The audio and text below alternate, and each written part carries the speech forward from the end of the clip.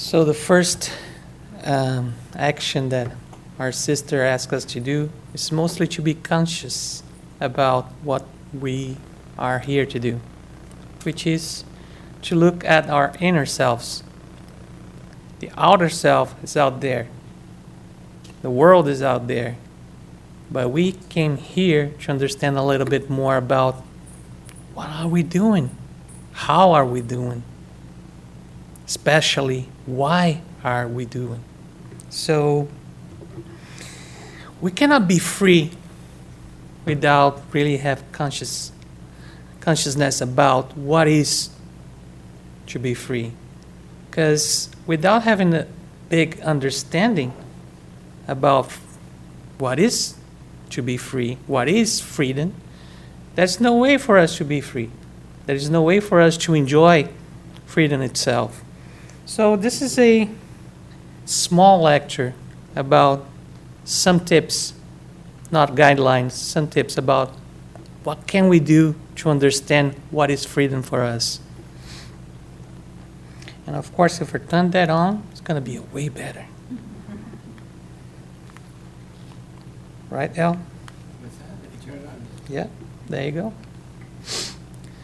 I'm going to start with a fable by La Fontaine, which was a French writer and loves to talk about, to do the analogy in between the behavior of the animals compared to the human beings.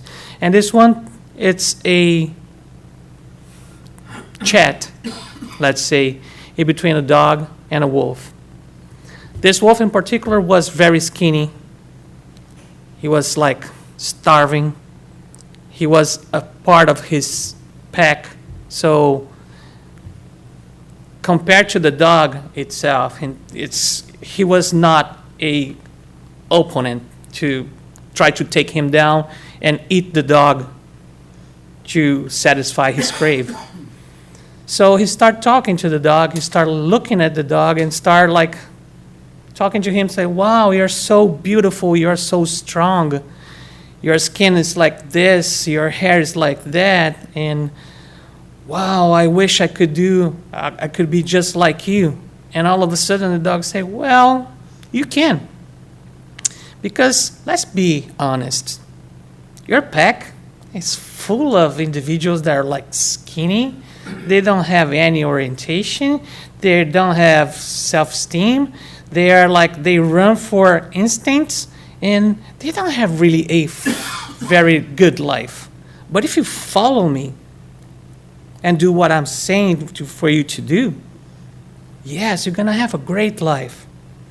And of course, the wolf is like, he was almost crying because, wow, what do I need to do to have this life that you are telling me that you have? And the dog said, well, basically, it's a light work indeed, replies the dog. You only need to bark a little now and then, to chase off duns and beggar men, to follow on friends that come or go forth. Your master, please, and so forth, for which you have to eat all sorts of well-cooked meat, cold pullets, pigeons, savor messes, besides unnumbered founder caresses. The wolf, by force of the appetite, not because he was very convinced, but we know that sometimes our needs speak louder. So by force of the appetite, accept the terms outright, tear glistens in his eyes. But faring on, he spies a gouged spot on the mastiff's neck. And he asks, what is this? What happened to you? And the dog, the mastiff, say, oh, nothing but a speck. A speck? Aye, this is not enough pain for me. Perhaps the collar mark by which they chain me. And then the wolf realized, what? They chain you? You cannot come and go as you please? You trade your freedom for food? You exchange your freedom for food and for a good house? I'm not going to do that. For me, that doesn't work. I don't even want your food. I don't even want you to have your figure Because for me, what is more important is freedom. This comes from a book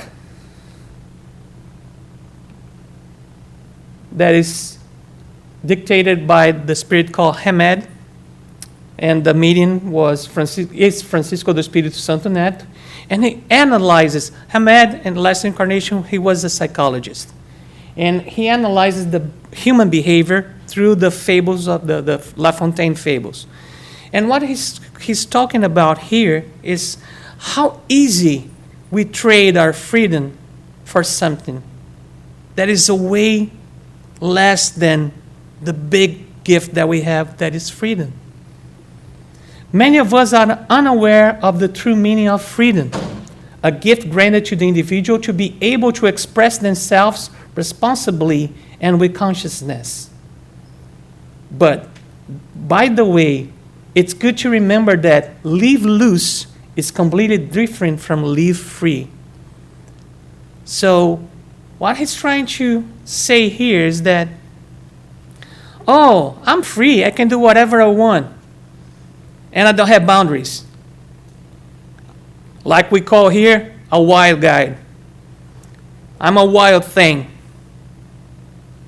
This is not being free. This is not freedom. This is, I don't care. I don't want to respect anything. I'm just going to live by my own rules, and let's see how it goes. And normally it doesn't go very well. So, live free brings with the freedom some, not boundaries, but some rules per se. Because we need to be aware of our freedom. We need to be aware that our freedom ends when our brother's freedom starts. So we don't have permission to go across. We don't have permission to hurt somebody because we want to be free. And sometimes we do. But just because we don't analyze. So let's adjust the boat sails. We all want freedom. That's one thing that nobody can say, no, I want to be a slave of somebody else. We all want to be free. But we live bound and totally imprisoned by a multitude of external and internal dictators.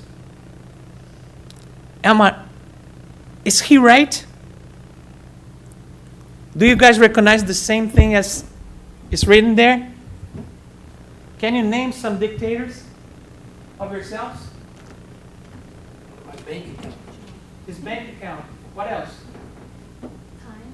Time. What else? Job.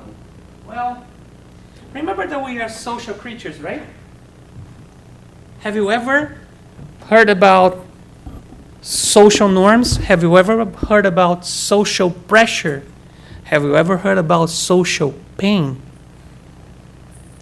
We mostly try to avoid pain and run for pleasure. This is the drive of our brain.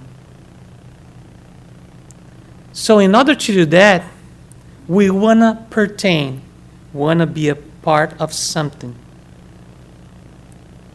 In order to be a part of a group, you have, let's talk about fraternities. If you want to get into a fraternity on the university, what you need to do? They give you a lot of tests or tasks to complete. And all of a sudden, you see yourself doing something that you don't agree with. But in order to get in, you do it anyways. You are giving away your freedom. But it's so cool to be one brother of the Phi Delta whatever house. It's so cool to be with them.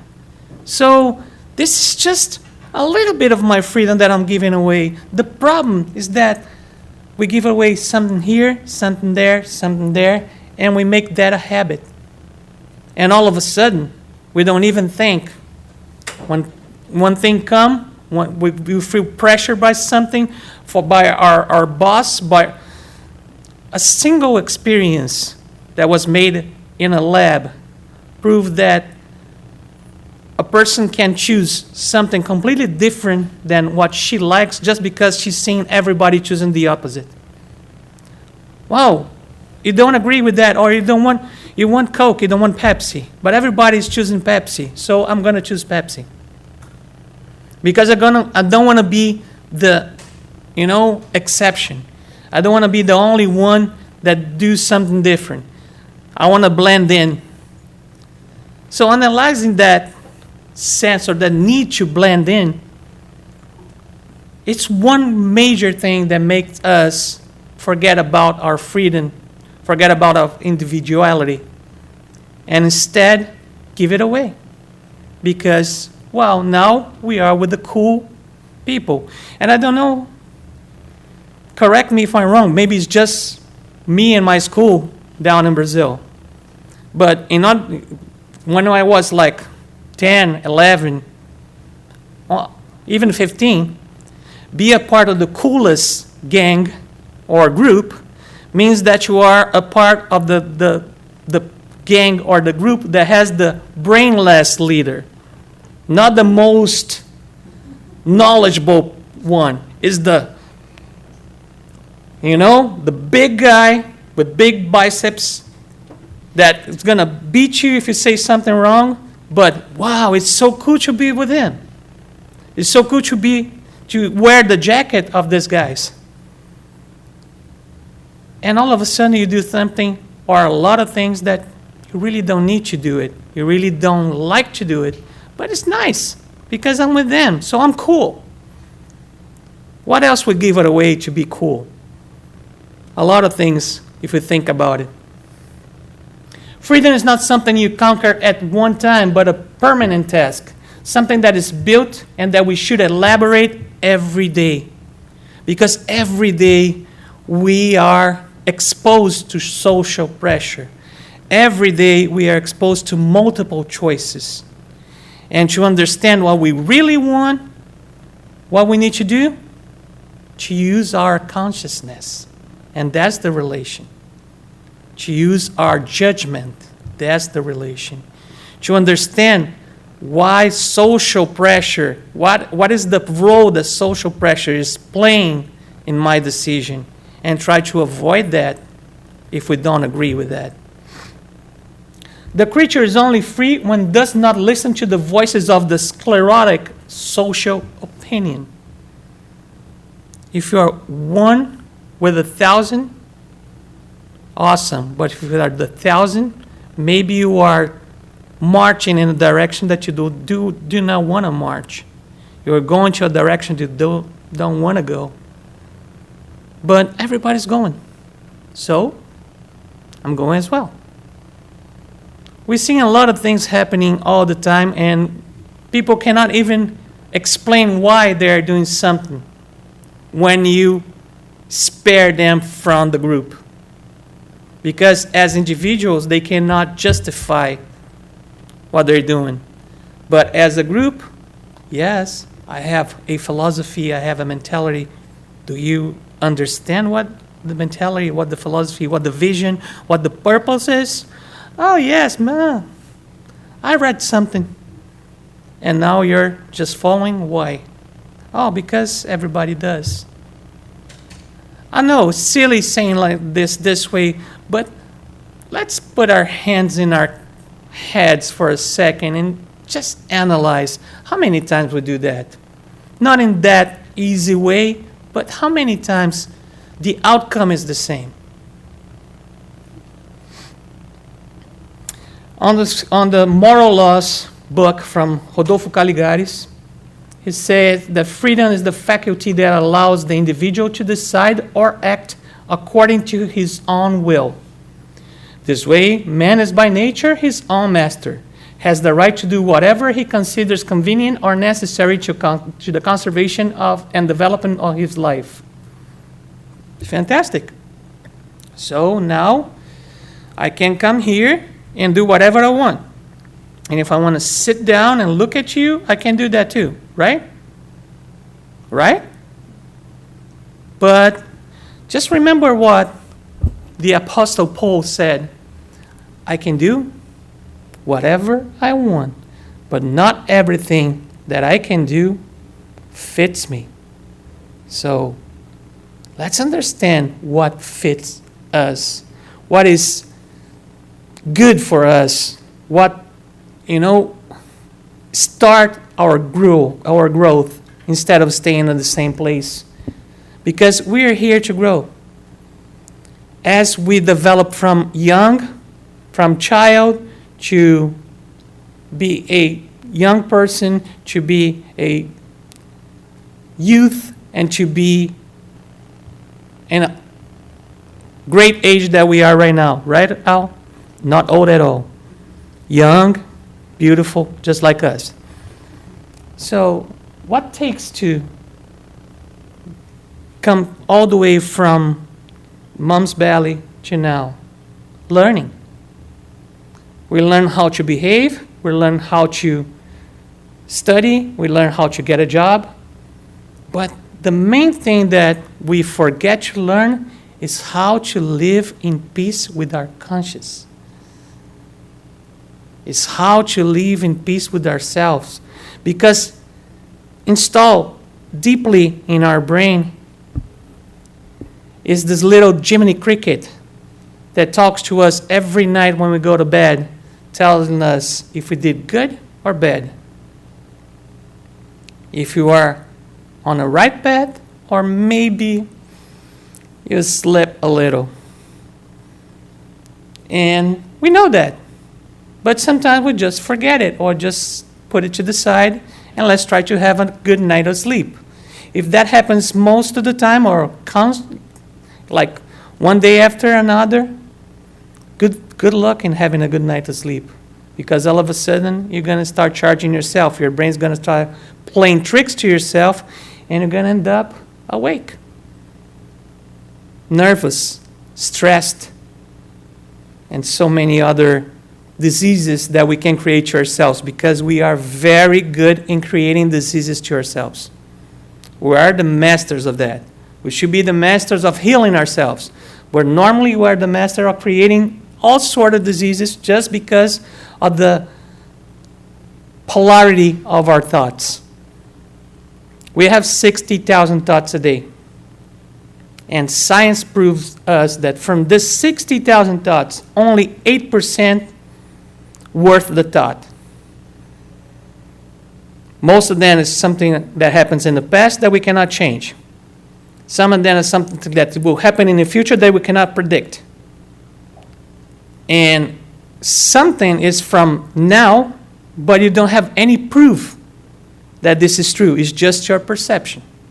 So we use a lot of our energy thrown to the side, thrown in the garbage, instead of focusing in what is right and what will let us grow and let us have a better day. It's just about focus, but we let our focus derive from one place to the other. That's why I put adjust the boat sails.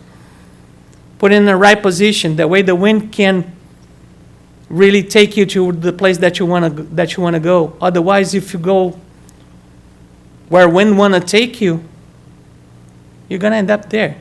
There is a great Spanish saying that the person that gets out of home without not knowing where to go got there already. If you don't know where you want to end up with, you're there. You don't need to leave because you don't know where to go. You don't know what you want. So if you don't know what you want, why are you going to move? Why are you going to do any kind of action? Everything that will come is not intentional. Everything that will come to you, you didn't prepare yourself for.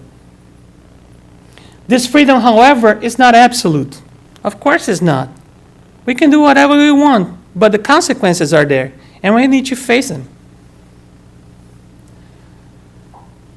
According to the Spiritist book, Natural Freedom, freedom in human relationships is always relative because since two men are together, there are among them reciprocal rights. They are required to comply.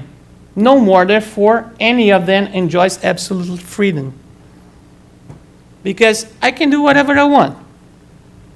But if whatever I want is to sit where she's sitting right now, or I'm going to sit over her and smash her with my lightweight, or I'm going to take her from her spot, which is not polite. So I'm interfering with her freedom. Why should I? That's plenty of room here. Oh no, I want that chair. That chair has my name on it. Do you see it? It's written right there. It's mine. Get out of there. Do we have the right to do that? Who told you? Why did you assume that? Just because you value too much your freedom, which is not freedom, which is your ego, your pride. So you are giving wings to the wrong feeling. You're giving sail to the wrong boat. The law of freedom is well understood when we learn to make an analogy between freedom of thought and conscience. Can anybody stop us from thinking what we want? If you read any material from Dr. Viktor Frankl, he was one of the many Jews in prison on the Nazi camps. One of the things that he said that keeps people alive all the time is having the thought that sometime they can tell the world about what happened there. Because the same conditions that they have and they survive, the other ones that did not survive, they had the same. Everything was the same food, same lack of clothing, same lack of heating in the wintertime in Germany. So why some survived and why some did not? Just because they had the freedom of thought. So our thought cannot be stopped. Our thought cannot get some control from external control. We can control our thoughts, but nobody else. So, in the Spirit's book, question 833, basically what it says is that as we know, the freedom to think is total, it's complete in human beings. Consciousness is not only the ability to perceive, but also the feeling that we have to live, act, think, and want. It is one and indivisible, meaning that you cannot put it apart. You cannot chop it. It's something that you have, even if you pretend that you don't. It's something that you know, even if you pretend that you don't know. You have your consciousness. If you're going to apply it or not, that is different. But believe me, there is no way to have freedom without using it. There is no way to be free for good without using it. Now, question 837, Kardec asked the spirits, what is the result of the obstacles posed to freedom of conscience? What do you think? Is somebody try to manipulate our consciousness? What happened? Constrain men to act differently from what they think, make them hypocrites. Freedom of conscience is one of the true civilization and progress characteristics. You can think and you can feel what you feel. If it doesn't fit to your workplace, change your workplace. But you don't need to change just because you want to stay in that place. First of all, ask yourself, ask your conscience, do you really want to stay in a place that you feel like a prisoner? I was watching today, I don't know the movie, but it's a movie from that George Clooney plays the role as a person from HR, and his only job is to fire people. And one chat with somebody just caught my attention. The guy said, so what now? And showed the picture of the two child. What should I tell them? Say, well, are your daughters really proud of you? They say, yes, I think they are. And George Clooney replies, I think they're not. And the guy said, you're supposed to cheer me out here. What you doing? You're crazy? He said, no. What happened to the guy that when he was in university was doing a culinary school, went to Cordon Bleu, worked in great restaurants? How much do they pay you in this company here for you to give away your dream? And then the guy on the other side just realized, oh, $27,000. And the next question was, and when did you think that you're going to start following your dream again? And the answer was like, I don't know. He gave up his freedom for the feeling of security. And I'm not apologizing, okay, be entrepreneurs, leave the house, do whatever you want. No, that's not what I'm saying. It's just like you have more than one option. And we tend to focus and stay with the option that sometimes is not giving us anything good, mainly just giving us pain. So think about your talents, like the parable of the talents. Are we bearing the only talent that we have because we think that just one talent is not enough to multiply the number of talents? Because if we are doing this, we will never know. We have to go and show the talent and try to multiply it, not bearing that to give back to the master when he charged you, what did you do with the talent? So that's the same thing. This movie, I don't know the name, I just got a piece on the internet. Up in the air. Thank you. So if you have it, or if you have access to that, up in the air, just go and watch it. It's worth it. Because it's about choice. Can you imagine yourself being hired to fire everybody? What kind of job is that? He found a way to re-signify his job. He checked the file of the person that he was about to fire. He checked his dreams. He checked. And he was talking to the person like, okay, you were about to have a great career in culinary, and all of a sudden you came to this accounting company. And look at you. I'm firing you right now because economy is not nice. And we need to fire somebody.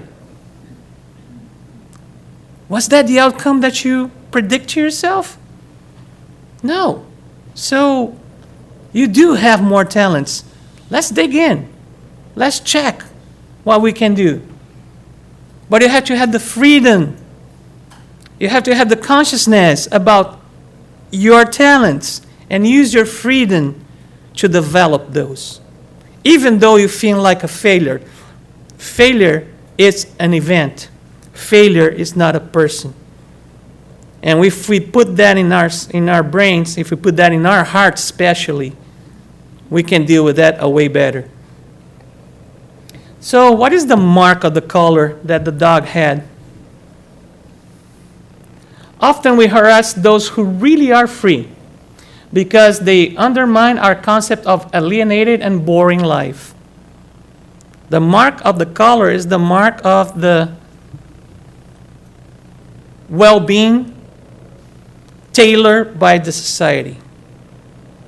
So there is no way to tell one person to the other what is well-being. If you look at your thumb, the marks of your thumb, the print of your thumb is different from the person on your side. Why? Because we are all different. So what works for me doesn't work for you. I have to accept and admit that. And why we try to diminish people that try to be free? The only reason is that because we are living a boring life. And we don't want anybody to live a life different than this. Because you're going to play with me. You're going to make me feel that I could do something better. And I don't want to have this feeling. I'm already numb. I numb all my feelings. I'm good in that. Why should I trade my secure port for a sea that I don't know if the wind and the waves are big. Well, they will be big sometime, but it depends on your power of sailing. They don't like that, and they will try. And what you're gonna hear most of the time is, "You're crazy. What are you doing? You're crazy. You're crazy." Well, call me crazy, but I prefer to be crazy than live a life that I don't agree with. Use your consciousness, and then you apply freedom to that. And now you are going to a different direction. We should never be driven by our stereotyped patterns. It is an alienating fact actually have our minds full of knowledge of others and not acquired by us. How many times we repeat, and I raise my two hands. And who knows me really good know that I tend to do that. My background was from journalism, and unfortunately I didn't follow this background because journalism is supposed to check the source. And sometimes I found myself repeating something that somebody said without even checking. But we have this tendency. If something is really cool or something is it's an information that you want to show people that you know about that, you don't even check the source. You don't even filter. You just repeat it. But you repeated something that you heard from somebody else that is not better than you in terms of information. So you just fool yourself of knowledge that was not acquired by you. You didn't find the information, just accept it. And you accept it because somebody said it, because you like this person. You have a good relation with this person. You think this person is knowledgeable. Well, guess what? He or she is a person as well. Has its flaws. So, maybe the information is not that true in the end, but we keep repeating it. Learning to think for ourselves, and then we experience freedom. Learn to say no when you need, say yes when you need, and say, I don't know when you don't know. You don't need to know everything. You don't need to know everything. I don't know why we put that in our brains, but we don't need to know everything. You don't know? Say, I don't know. What is the worst that can happen? Oh, you don't know? No. But if it's so important to you, I'll try to find it out. Because thankfully, in the 21st century, we have Google. We have Bing. We have so many searching tools that we can finally get a good answer. But we don't know everything, and we don't supposed to. Freedom and Spiritism. One of the Spiritist features is the complete freedom that doctrine gives to his followers. We don't tell anybody, do this or that. Contribute with the center. Otherwise, we're going to close our doors. And we need contribution. A lot. But we don't go and tell people, okay, right now, please, Al, go ahead and collect money. That doesn't happen here. We don't tell you how to behave in your life. We suggest you. And most of it, if you heard any of our lectures so far, we challenge you to don't agree, to don't believe in a word that we're saying. Go yourself and check. Because that way you are studying, you are learning, you are giving your interpretation of the facts from Spiritism that are yours. Maybe I'm just giving my point of view. So if you don't agree with my point of view, please go ahead and do your research. And that's what Spiritism is. It's the freedom of disagree, it's the freedom of behave this way or that way. One thing that doesn't change ever is the law of cause of effect that some religions call karma, and that we always tie it up to bad things. Why karma cannot be a good karma? It's always had to be bad? No. It depends on what you're doing. There is a great speaker, doctor, PhD, called Deepak Chopra. And he says something very interesting. You want to know what's happening, why things are happening to you now? Check what you did in the past. You want to know what's going to happen in the future? Check what you're doing now. And then he completes, open your heart, or a surgeon will do that for you. Because we create all of our diseases. And if you get so mad, so sad, if you feed yourself with that kind of energy, you're going to end up sick. And some sicknesses are mild, some sicknesses are light, and some sicknesses are really, really, really strong. And there's some ones that we don't even create for ourselves.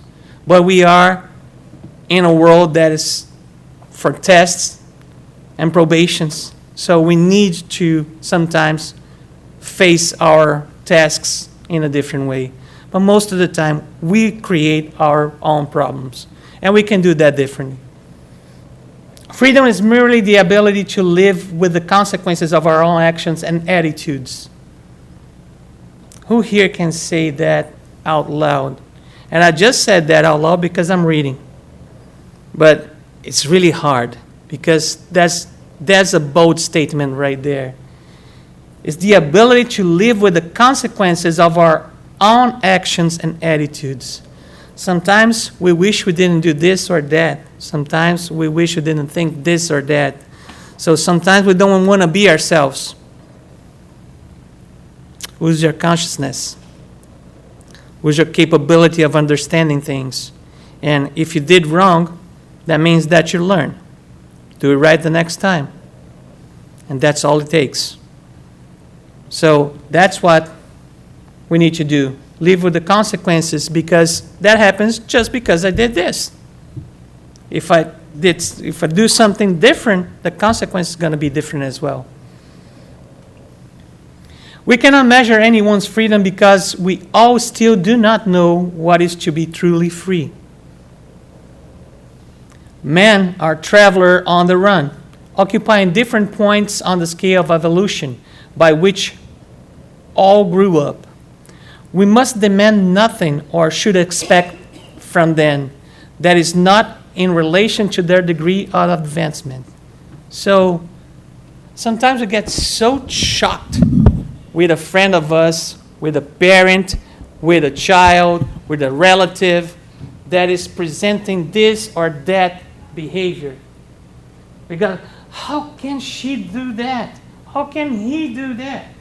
Well, that's the best that he or she can do because that's what he or she knows. That's the way of understanding that. Why who gave us the right to be the judges or to judge that harsh? We can understand that the action was wrong, but up to what point? If that person doesn't know better, how can you charge him or her with something that she does not know?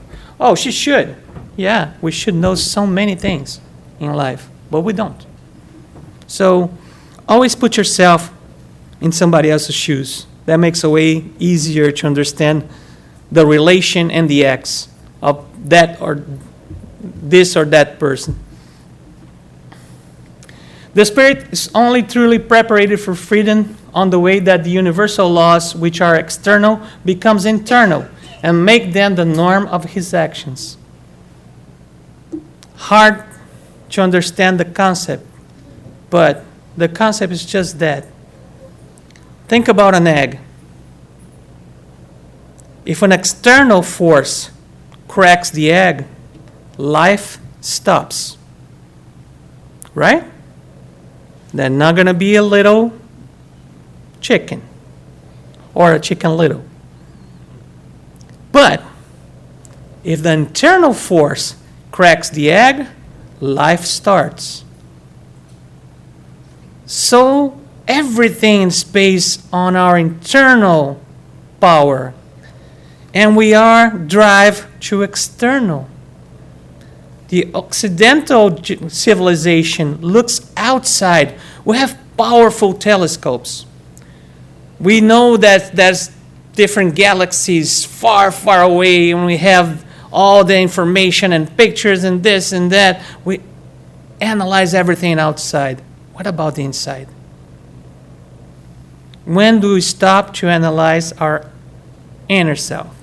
When do we stop to connect to what some call the inner child?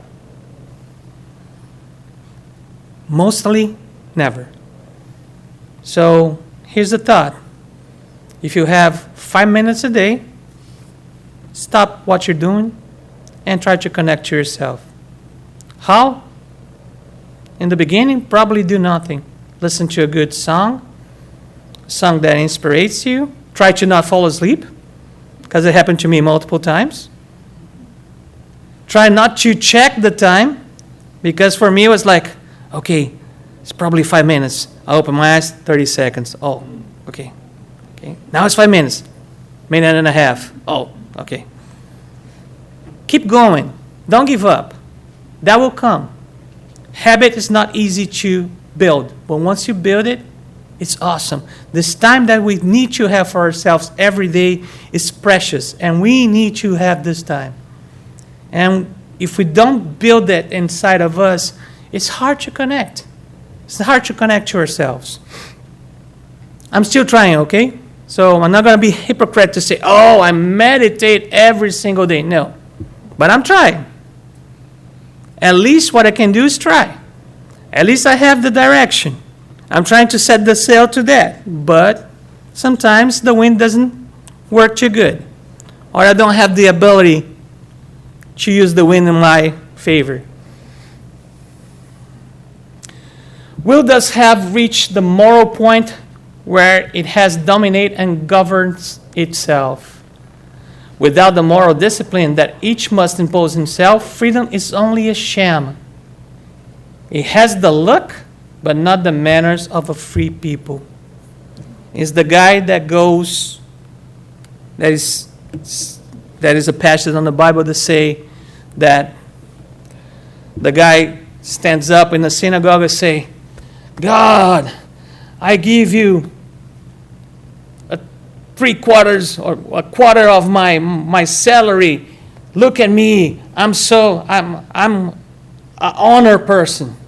And the one that is not saying anything in the back and asking for forgiveness, this is a way better than the guy that shows off. Because you give a quarter of your salary and you go back home and you mistreat your servants. You mistreat your family. You mistreat your parents. You mistreat yourself.